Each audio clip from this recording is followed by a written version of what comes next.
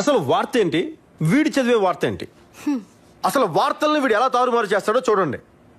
వార్త పక్ష నాయకుడిగా ప్రజలను ఉద్దేశించి ప్రసంగించే టూర్ అంతకన్నా కాదు.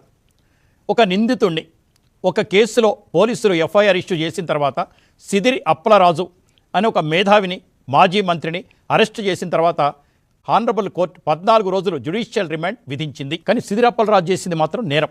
అసలు జగన్మోహన్ రెడ్డి గారు ఎవరిని పరామర్శించాలి? నిందితులను పరామర్శిస్తాడేంటి? అసలు నేరస్తుల్ని పరామర్శిస్తారేంటి? ఎక్కడ నిందితులు కనపడతారో, ఎక్కడ నేరస్తులు కనపడతారో, ఎక్కడ దాటి దోపిడీదారులు కనపడతారో, ఎక్కడ కబ్జాదారులు కనపడతారో వాళ్ళందరినీ పరామర్శిస్తారు. అంటే ఇది ఒక బ్యాచ్ తయారవుతుంది, క్రిమినల్స్ బ్యాచ్. లేకపోతే ఇంకా ఇంకా ఇంకా చాలా ఉంటాయి ఇలా.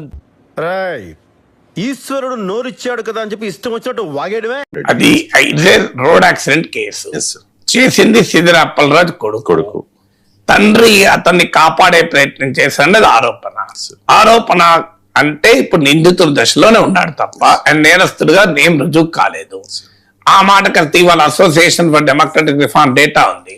మీకు చంద్రబాబు నాయుడు పైన కూడా బోలెడు క్రిమినల్ కేసులు ఉన్నాయి, మినిస్టర్ల పైన కేసులున్నాయి, ఎమ్మెల్యేల పైన కేసులున్నాయి. కేసులున్న ప్రతి ఒక్కరిని మనం నేరస్తులు లేము. కేసులుంటే అది అక్యూజ్, నిందితుడే తప్ప నేరస్తుడు కాదు.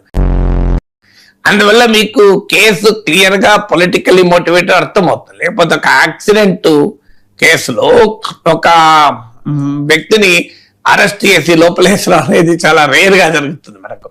అది కూడా యాక్సిడెంట్ అర్థం చేసింది కాదు, కొడుకు చేసింది. కొడుకును కాపాడే ప్రయత్నం చేశారన్నది ఆరోపణ. సో అందువల్ల మీకు పెట్టిన కేసు చూస్తే ఆరోపించబడ్డ నేరానికి పెట్టిన కేసు తీవ్రత కూడా చాలా తేడా ఉంది. అందువల్ల దాని పొలిటికల్లీ డైమెన్షన్ ఉంది కనుక పొలిటికల్ గానే ఆ ప్రత్యర్థులు ఎదుర్కొంటారు.